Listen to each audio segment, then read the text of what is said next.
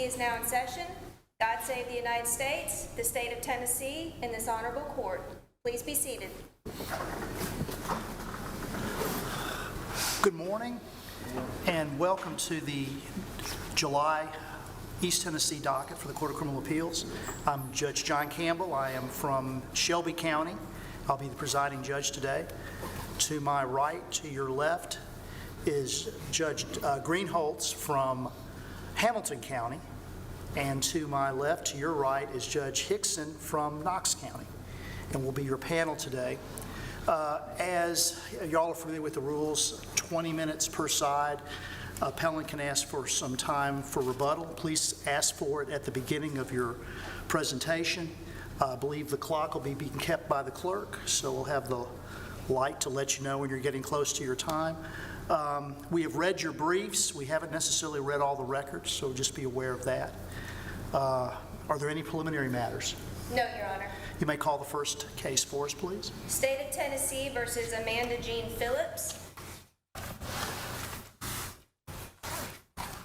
Good morning again, Good morning. Your Honors. I'm David Stewart from Anderson County, here on behalf of Ms. Phillips. This case, I'd like to reserve 5 minutes if I may. Thank you. This case, quite honestly, is an embarrassment to me. This case involved a situation where we had a trial in Scott County and of co-defendants. We had a number of really good appellate issues we were planning to raise, and after the sentencing hearing, we started waiting to find out when the judgment had been entered, and we're calling the clerk continuously. We've outlined that in the brief. And we found out after it had been entered that it had been entered. They told us day after day after day it wasn't, and then finally they told us it was, and it was more than 30 days had expired. And the problem is that there are quite a few issues that would be waived unless there is first a motion for new trial filed and heard by the trial court, which the deadline for doing that had also expired by the time this happened. So in the interim, there was a change in the criminal court judge, and we filed a motion asking to correct the error in entering the judgment, which did not bear the signatures of all counsel. Is that required? Is signatures of all counsel required? No. Not exactly, but the procedure is it should either be signed by, well, there was a local rule that required it at the time, but that's, the trial judge had some question about whether those rules were in effect at our hearing. But Does the local rule you're citing refer to judgments, or does it refer to motions, petitions, things of that? I think it uses the word order. It's quoted in full on page 5 of our brief. Copies of all motions, special pleas, notices, and petitions.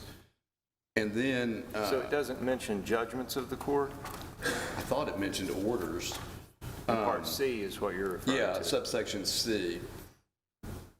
Orders for cases resolved by trial court ruling where appeal is sought will not be entered unless all parties have approved the order over the signature of the parties or the respective attorneys. So I think the local rule required that, and in fact, it's in the record that Judge Sexton ordered that the clerk, the court reporter, go ahead and prepare the trial transcript for us in anticipation that there would be an appeal filed. If I'm not mistaken, he did that even before the sentencing hearing.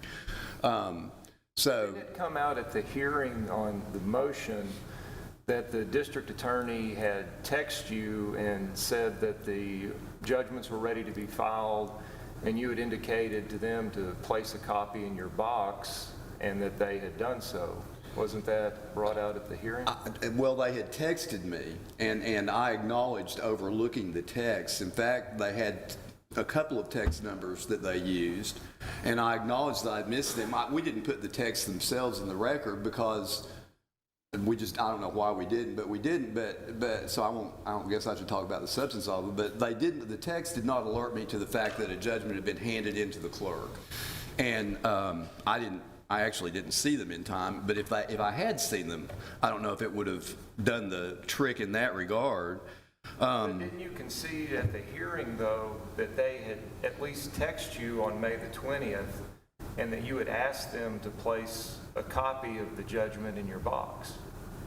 I think I'd asked them to place a copy of the judgment in my box prior to that, but I honestly don't remember that detail, Your Honor. If that's what is in the record, that's what happened. But I did not consider that to be the basis for the court's ruling. The court simply, he accepted the proposition that I did not receive the text before we found out, or I had not seen them before the clerk indicated to us that the judgments had actually been filed more than 30 days before they told us. Is that what the trial court found? Because it seemed from reading the transcript that the trial court specifically found that you were placed on notice. Well, I may have to come back to you when I come back up and try to address that a little further. I don't recall it being that way. My recollection was that he accepted the idea that we didn't know that they had been handed in, that he felt that simply it was a matter that he couldn't do anything after 30 days had passed from the date the judgments were entered unless a motion for new trial had been filed. So he held he had no jurisdiction, and that was the ultimate basis for his ruling. I'm confident. Is the principal basis that you're seeking relief on, is it Rule 36, correction of a clerical error? I think so, Your Honor. Okay. The clerical error, in your view, is the absence of the clerk's signature certifying that the clerk had provided a copy of the judgment to all parties. Either that or the signature of all counsel, yes. What authority do you have that correction of that clerical error would somehow affect the date of the entry of the judgment? Well, it would, the judgment, you say the correction of the clerical error would affect? And help me with this, because it seems to me that it looks like the argument is that if the clerical error is corrected, a new judgment goes down with a new entry date, and then you would have 30 days from that in which to file a motion for new trial. That's, as I understand the argument. That's what we're trying to do, yes. What authority do you have that correction of a clerical error that doesn't affect the substance of the judgment, such as the conviction offense, the sentence, or otherwise? What authority do you have that correction of the clerical error somehow affects the entry date of the judgment? Well, I think, I don't have any specific authority. I mean, I hope this case will become that authority, but Haven't we addressed that, though, in the context of post-conviction cases? I don't know. So in the post-conviction cases, the new statute of limitations doesn't begin to run when a correction to a judgment occurs unless there's been a substantive alteration to the judgment. And so if that rule generally holds then for post-conviction cases, why wouldn't it hold here also? I'm not specifically clear what kind of clerical errors were being corrected in those, if they were just corrections in erroneous sentences or things of that nature. Let's say the absence of a judicial signature, for example, where it's clear it's a clerical error because the judgment had been entered into the minutes of the court. Right, yeah, and the judgment, I guess, the effective date of the judgment is actually the day the judge pronounces the sentence. On this judgment, the judgment is dated.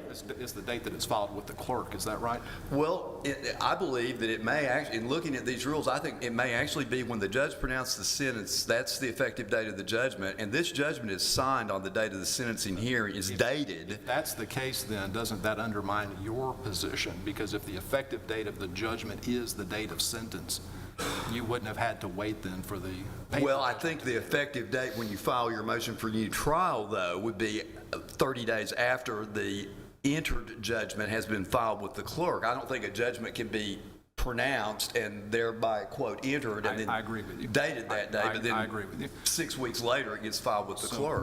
Maybe back to the principal issue then. So if it really is just correction of a clerical error, meaning there is an absence of a signature that should be there, do you have any authority that that would affect the entry date of the judgment itself?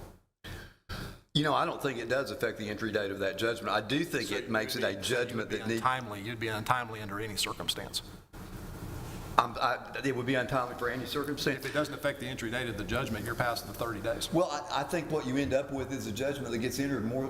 You get the first judgment, which has an error in it, and then a corrected judgment, which corrects the error. And if the error is what led to an appeal not being timely filed, I think that would be the type of error that Rule 36 would extend to, or should. I mean, the clerk should have either served it and certified it, or they should have had the signatures of counsel. And, you know, it may be somewhat more egregious even for that to have been omitted than the examples you just gave, where the judge's signature doesn't appear on the judgment. It's a situation where the defendant is deprived of the notice of when the clock starts running to file their motion for new trial, unless they assume. I mean, I've been thinking since this happened, I'll just have to file them immediately, you know, the day after the sentencing hearing, file the motion for new trial, or maybe before the sentencing hearing. But I didn't want to file amendment after amendment after amendment. I wanted to do it completely. And so this is where we are right now. And again, I think the real, if the question is a question of jurisdiction of the trial court, and it's been suggested, well, you could have asked the Court of Criminal Appeals to waive the jurisdictional limit for filing a notice of appeal in this case, but there's no mechanism for retrieving the lost, waived rights that would come with the motion for new trial under that scenario. You can get your notice of appeal to the Court of Criminal Appeals, but you can't have a ruling on a motion for new trial, and so those issues are waived. I'm sorry to interrupt, but how is it a Rule 36 issue? How is it a clerical error? Because if I'm hearing you correctly, you're saying that you didn't receive notice, and if you read the face of these judgments, they're not certified by the clerk that you did receive notice. So don't these judgments accurately reflect what you're saying happened in the trial court? And if that's the case, what is there to correct under Rule 36? You're talking about as far as the sentence, the ruling, the convictions, and what the sentence was that the court imposed? I'm simply talking about the lack of the clerk's certification that you were provided a copy prior to entry. Right. That's absent from these judgments. You are saying that you didn't get those copies. So don't the judgments accurately reflect what you say happened in the trial court? And if so, what clerical error is there to correct? Well, you know, I mean, I don't even believe that clerical error is defined. I mean, are clerical errors just typos? Or I mean, if the court pronounces an erroneous sentence, that's not a clerical error. That's the error the court made. So you wouldn't try to correct it that way. If the rule says the clerk has to certify it or get everybody's signature, one or the other, and they don't do either, you can look at the face of the judgment and see that it doesn't comply with the rule, with the Supreme Court rule or the statute or even the local rule. What about the rules of criminal procedure? So the rules of criminal procedure, 32E1, talk about the validity of a judgment, and it requires that it be signed by the trial court and entered by the clerk. And that happened here. That's true. That's true. We concede that there is a valid enforceable judgment. Do we concede that?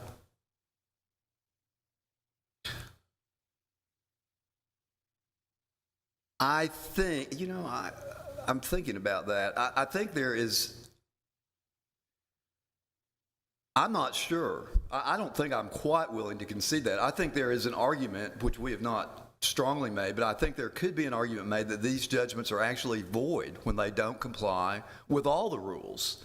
I don't think you can take Rule 32E, of course, alone. The absence of a clerk's certification or the absence of an optional defense counsel signature somehow voids a judgment?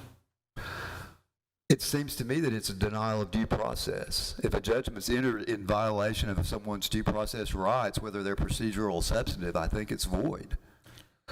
But, I mean, she was locked up on the judgment, so I don't know if it would have been a writ of habeas corpus or what, but I question the validity of the judgment, the way it stands in light primarily of Rule 17 of the Supreme Court and the statute which enabled it. Looks to me like Rule 17, the Supreme Court Rule 17, doesn't address the validity or the entry of a judgment. It prescribes a uniform judgment form. Right, and what should be on it according to the Supreme Court. Okay. That's true. It details the form we have, and it's got the form attached as an appendix. And it says that, Rule 17 says that the judgment form should contain all of the information set forth in Section 209. But as I read 209, it doesn't seem to require that the judgment bear the certification of the clerk.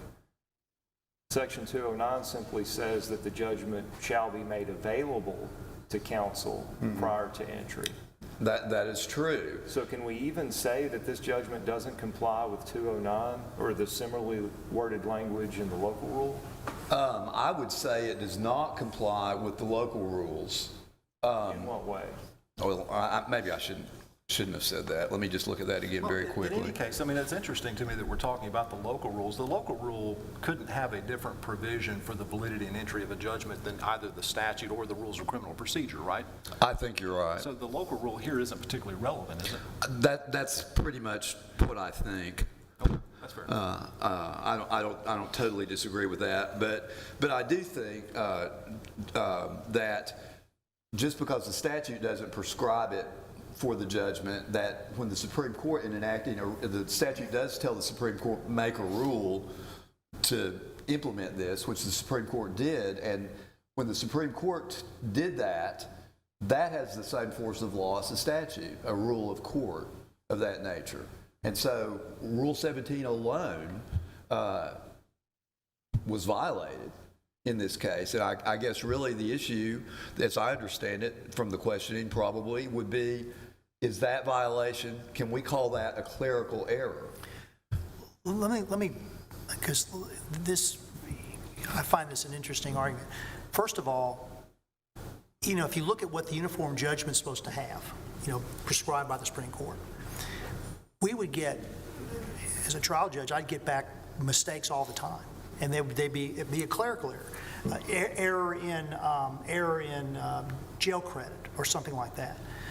It certainly doesn't void the judgment. It's not a 36.1 situation where you have a legal judgment. You have an error that can be easily corrected a lot of times without even consent of the defendant. It's somebody put a wrong information in there, but it doesn't void the judgment. It just requires there to be a correction, a corrected judgment's entered. It's not void. So this would be more of just a clerical, just a correction on the judgment sheet as opposed to anything of substance. I feel more comfortable with that approach myself because I don't like the idea of void judgments. And I think that does make sense. I mean, but the jurisdiction to correct that error extends beyond the 30 days. And if someone wanted to, could they not appeal as of right from the error as corrected or from the judgment as corrected? I think 36.1 gives them a right to appeal. I don't think Rule 36, the clerical error correction, doesn't have an appeal as of right that I'm aware of. But I think you're almost getting into your rebuttal time. Thank you.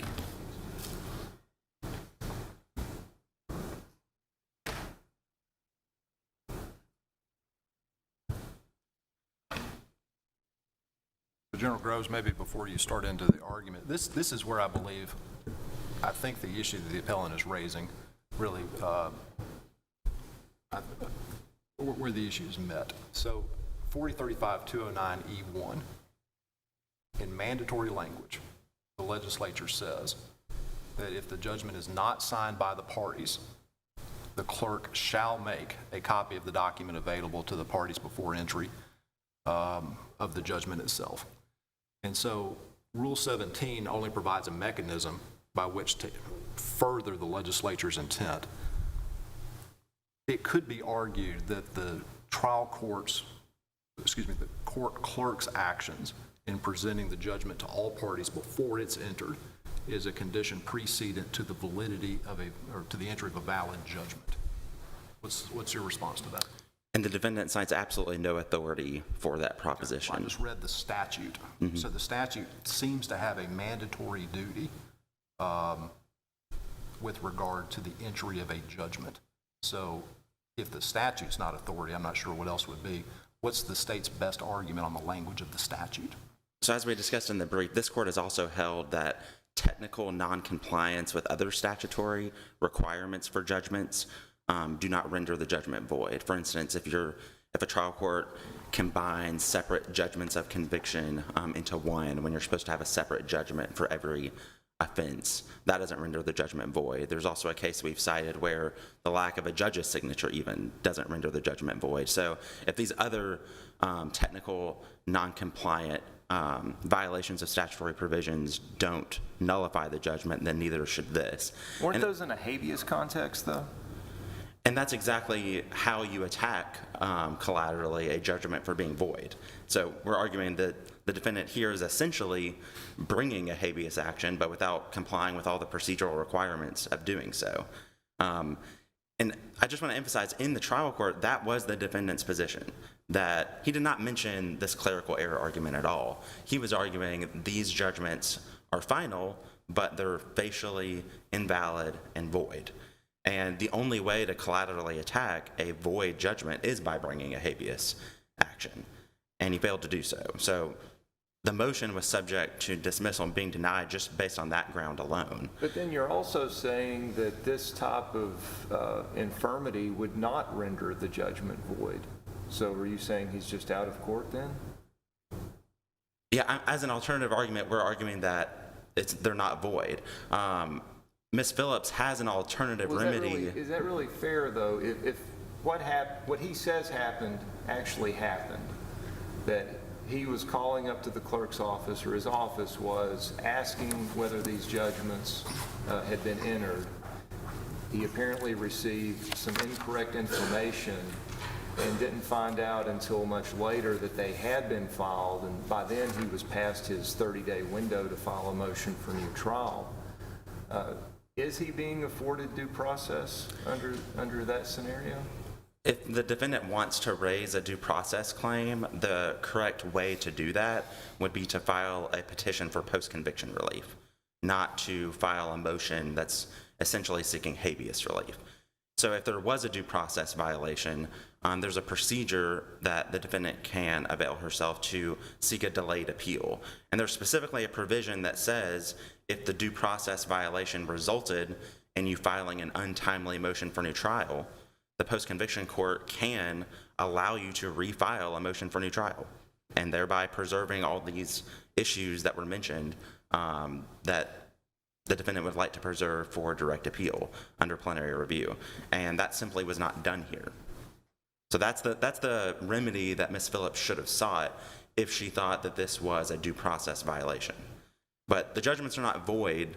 And in that habeas context, we know that if the trial court has jurisdiction over the case, over the subject matter, which it clearly did, this was a criminal prosecution, and it had personal jurisdiction over the parties, then the judgments are facially valid. Now, turning to Judge Greenholz, I want to address your question directly about the date and whether, if we characterize this as a clerical error, whether that would even matter. And I wish I had made this a little bit more explicit in my brief, because I think that gets to the heart of the issue. And just preparing for argument, I came across a case, State versus Rhodes, from 2019. The Westlaw site is 2019 Westlaw 405-2535.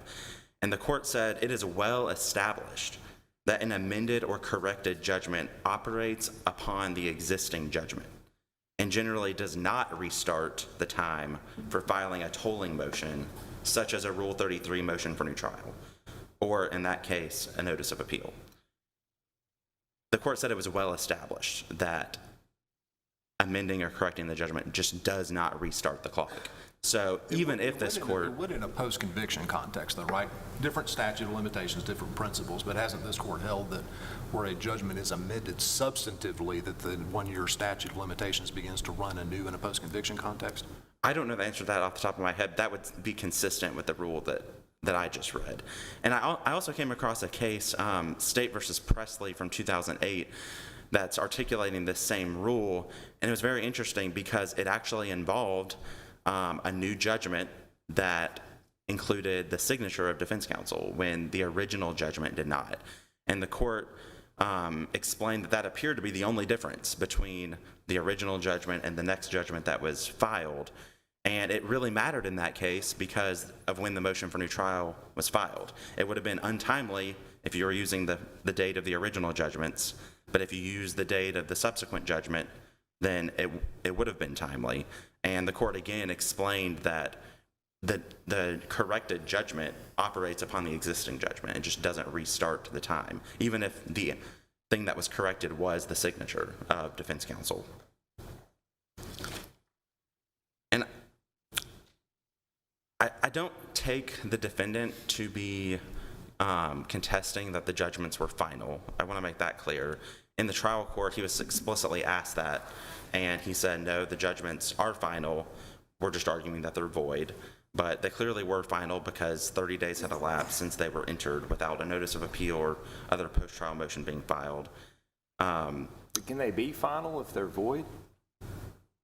If they're void, they don't exist. If they're void, they don't exist. But again, the trial court clearly had jurisdiction over the case, so they're not facially invalid or void. And again, the defendant hasn't followed the proper procedures for even seeking habeas relief, which is how you would contest the validity of the judgments. And again, we're jumping around a little bit, but I want to go back to this clerical error issue. What was the clerical error at issue in Rhodes? I'm sorry? So what was the clerical error issue in Rhodes? What was the nature of the clerical error? In Rhodes? Yes.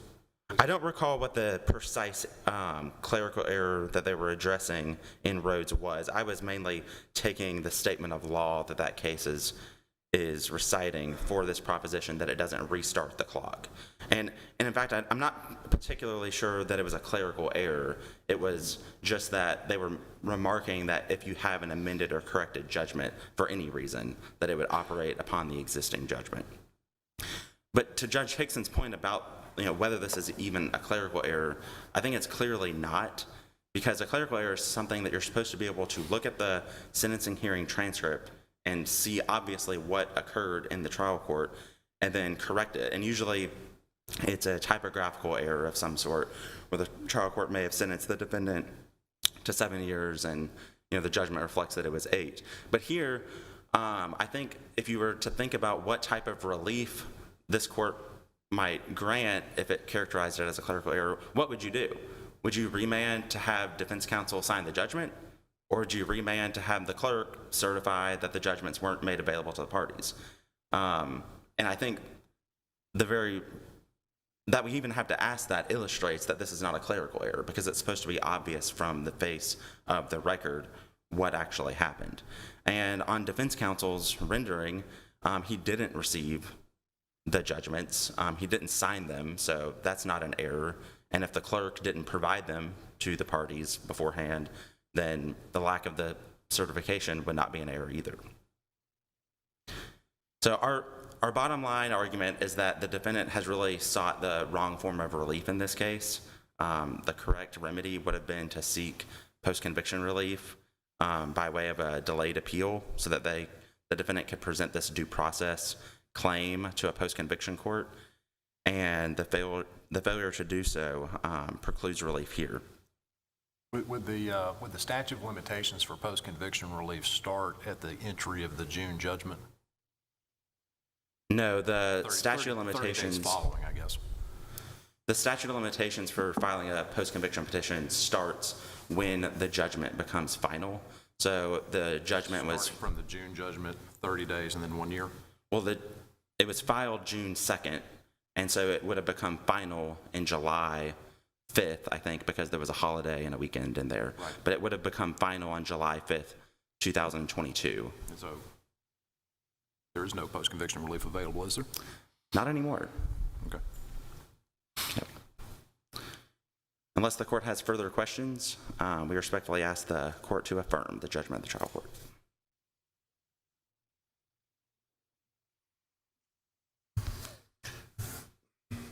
I'm looking at Rule 36.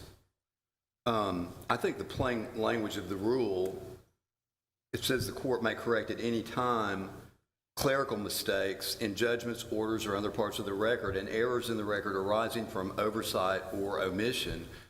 And the judgments are dated as having been entered on the same day as the sentencing hearing, which was May 27th. And then they are filed with the clerk on the date that they're stamped filed. And And the court below found, I believe, in making its decision, that it was true that they were not provided by the clerk to us. So I think that part of the statute and Supreme Court rule were violated. It is a mistake. It is an error for the clerk to file a judgment that they have not provided and are not able to certify that they have provided, that doesn't bear the signature of the party who was not provided the judgment. So that I understand, and just, you'll forgive me, please. It seems like we're arguing inconsistent arguments, and I'd like to know which horse we're traveling on principally. Okay. Do you believe that the omission of the clerk's signature is a clerical error to be addressed by Rule 36? Or do you believe that the judgment itself is void to be addressed by either habeas relief or 36.1? Which one of those do you believe is? Your Honor, I think that it could potentially be both, but I think the weight of it, the stronger weight of it, is that it is a clerical error. How do you get around Rhodes?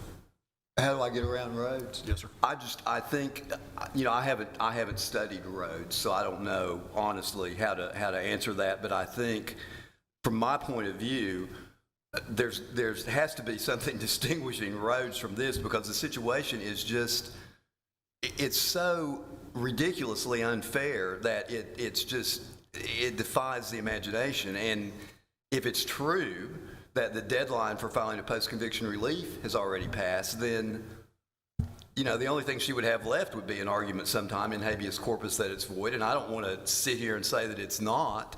And we did argue in the court below that it should be regarded as void. I think the better way to approach it is under Rule 36, the first subsection of Rule 36. It looks like Rhodes appears to hold that even if there is a clerical error, and so even if we remanded the case for correction of the clerical error, that doesn't restart then your 30 days to file the motion for new trial. And so substantively, you are exactly where you have always been. Even if we were to find that there's a clerical error and order correction of the judgment, you're still where you've always been, and that's with an untimely motion for new trial. Well, I think, though, the court can either amend it or correct it or set it aside and re-enter it. I think the trial court has an option to approach it from one of those, to do one of those things. The court could have just said, I'm going to set these judgments aside and enter a new judgment. And it wouldn't have, the amended box wouldn't necessarily have been checked, corrected wouldn't necessarily have been checked. It would have just been a superseding judgment. I think that would have been the way to handle it. I think there's no authority, though. Respectfully, counsel, is there any authority that the trial court can enter a superseding judgment that isn't either by Rule 35, Rule 36, Rule 36.1? The trial court can't just vacate its own judgment after it becomes final. It has to have authority to do that.